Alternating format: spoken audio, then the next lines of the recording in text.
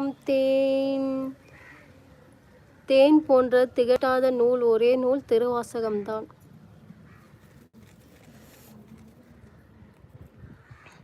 திருநாவுக்கரசர் எழுதிய நமச்சிவாய பதிகம்.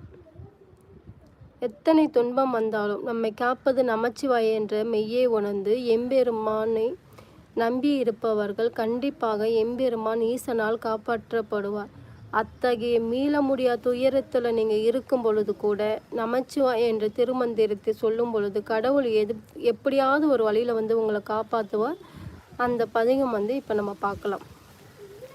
சொற்றுணை வேதியின் ஜோதியின் மாணவன் பொற்றுணை திருந்தடி பொருந்த கைத்துளை கற்றினோர் பூட்டி கடலில் பாய்ச்சினாலும் நற்றினை யாவது நமச்சிவாயவே.